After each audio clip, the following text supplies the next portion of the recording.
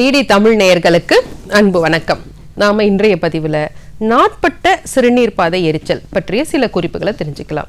இன்றைக்கு பல நோயாளிகள் நம்மளுடைய மருத்துவமனைக்கு வரும்பொழுது, டாக்டர் எனக்கு சிறுநீர் பாதையில் எரிச்சல் இருக்குது அப்படின்னு சொல்லுவாங்க. சரி அப்படின்ட்டு என்னென்ன வைத்தியம் பண்ணிங்கன்னா, டாக்டர் நான் ஒரு ஆன்டிபயோட்டிக் எடுத்துட்டேன், அல்லது எனக்கு கடைகளில் கிடைக்கிற இந்த சில சிறப்பை வாங்கி குடித்தேன், எனக்கு குறையுதுங்க டாக்டர், திருப்பி வந்துடுது. யூரின் போனாலே எனக்கு பயமாக இருக்குது, வலி இருக்குது அப்படின்னு பல சிக்கல்களை சொல்லுவாங்க. இதற்கு அடிப்படையான சில விஷயங்களை நம்ம தெரிஞ்சுக்கலாம். ஒரு சிறுநீர் பாதையில் எரிச்சல் அப்படின்னா ஒரு நவீன கண்ணோட்டத்தோடு நம்ம பார்க்குறோம் அப்படின்னா, எங்கேனும் தொற்று கிருமிகள் இருக்கா அப்படிங்கிறத நம்ம அடிப்படையாக பார்ப்போம். எப்படின்னா நம்மளுடைய சிறுநீர் பாதையில் தொற்று கிருமிகள் இருக்கலாம். இது பெண்களுக்கு மிக அதிகமாகவே இருக்கும். ஏன்னா அவர்களுடைய சிறுநீர் பாதையுடைய லென்த் குறைவாக இருக்கனால வெஜைனல் இன்ஃபெக்ஷன், பிறப்புறுப்பில் ஏதேனும் நமக்கு கிருமி தொற்று இருந்தாலும் எளிதாக சிறுநீர் பாதைக்கு அதே தொற்றுகள் வந்துடும். பெண்கள் அதிகமாக பாதிக்கப்படுகிறாங்க. அப்போ சிறுநீர் பாதையில் ரொம்ப நாள் இருக்கலாம், அல்லது சிறுநீரகத்தில் தொற்று கிருமிகள் இருக்கலாம், அல்லது அதனுடைய சிறுநீரை கலெக்ட் பண்ணுற பிளாடர் அப்படின்னு சொல்லுவோம், சிறுநீர் பை, அதில் தொற்று கிருமிகள் இருக்கலாம், அல்லது கற்கள் அதில் இருக்கலாம், இப்படி சிறுநீரக கற்கள் இருக்கலாம். இப்படி இருக்கும் பொழுது அவர்களுக்கு எப்பொழுதுமே ஆன் அண்ட் ஆஃப்னு சொல்லுவோம், கொஞ்சம் குறையும் கொஞ்சம் கூடும், இப்படி இருந்துகிட்டே இருக்கும். இது இன்னும் அதிகம் யாருக்கு இருக்கும் அப்படின்னா, சர்க்கரை நோயாளிகளுக்கு நாட்பட்ட சிறுநீர் பாதை தொற்று கிருமி, பொதுவாகவே சர்க்கரை நோய் அப்படின்னு சொல்லும் பொழுது அவர்களுக்கு உடலினுடைய நோய் எதிர்ப்பு சக்தி மிகவும் குறைவாக இருக்கும். இதனாலும் ஒரு அடிப்படை காரணமாக இருக்கலாம். சில மிடில் ஏஜ்டு பீப்புளுக்கும் இது இருக்கு. அதற்கு என்ன காரணம் அப்படின்னு ப்ராஸ்டேட் கிளாண்ட்ல இருக்க கிருமி தொற்று, ப்ராஸ்டேட் அப்படிங்கிற ஒரு கிளாண்ட்ல இது என்னும் கிருமி தொற்று இருந்தால் சிறுநீர் போகின்ற பாதையில் எரிச்சல் அல்ல உள்ளுக்குள்ள எரிச்சல் இருந்துகிட்டே இருக்கும். சரி, இதை எப்படி நம்ம சமன் செய்வது? எதையுமே நம்ம ஆயுர்வேத கண்ணோட்டத்தில் அது வாதம், பித்தம், கஃபம் அடிப்படையில் தான் பார்ப்போம்.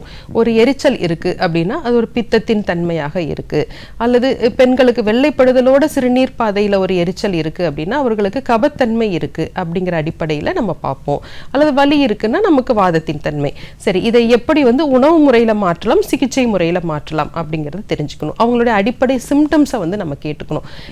சில பேருக்கு பார்த்தீங்கன்னா நாட்பட்ட இடுப்பு வலி இருந்துக்கிட்டே இருக்கும், எனக்கு கொஞ்சம் ஒரு மாதிரி வாந்தி வர மாதிரி இருக்குது, எனக்கு இரவான காய்ச்சல் வருது, உள்ளுக்குள்ள லேசான சூடு இருந்துகிட்டே இருக்கு.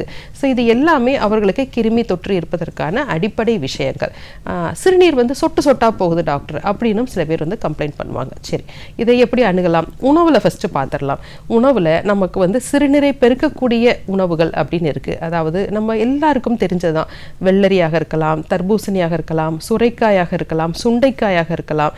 இது எல்லாமே சிறுநீரை வேகமாக வெளியேற்றக்கூடியது. தண்ணீர் நிறைய குடிக்க சொல்லணும். அந்த தண்ணீர்ல கொஞ்சம் நம்ம சீரகம் போட்டு, ஏன்னா எல்லா நிகழ்ச்சிகளையும் நம்ம சொல்லிட்டு இருக்கோம், அது எளிதில் செரிக்கக்கூடியது. சீரகம் போட்டு காய்ச்சி குடிக்கலாம், அல்லது எரிச்சல் அதிகமாக இருக்கும்போது தனியா, அதாவது கொத்தமல்லி போட்டு காய்ச்சி குடிக்கலாம்.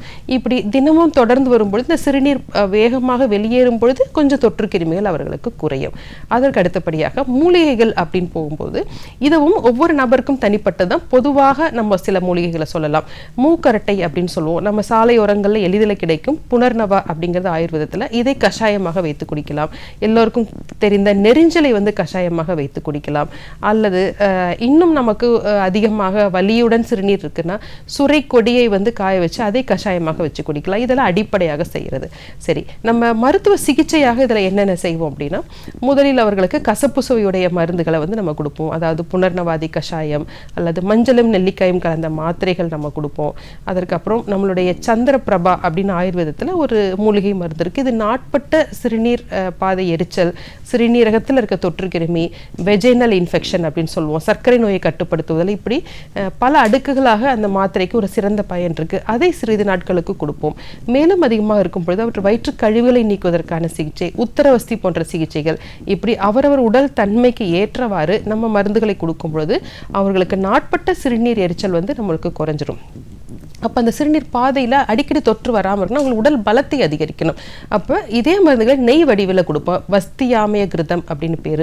எந்த ஒரு மூலிகையையும் நெய் வடிவில் கொடுக்கும்போது அவள் உடல் தேற்றியாக பயன்படும். இப்படி அவரவர் தொந்தரவுக்கு ஏற்ற மாதிரி சரியான அணுகுமுறையில் நம்ம சிகிச்சை செய்யும் பொழுது அவளுக்கு உடல் பலமும் தேறி அவர்களுக்கு நாட்பட்ட சிறுநீர் தொந்தரவுகள் எதுவாக இருந்தாலும் முழுமையாக குணமடைவதற்கு வாய்ப்புகள் இருக்கு. சரி நேயர்களே, இன்றைய பதிவில் நாட்பட்ட சிறுநீரக பாதை எரிச்சல் பற்றி சில குறிப்புகளை தெரிந்து கொண்டோம். வேறு நிகழ்ச்சியில் சந்திக்கலாம். நன்றி.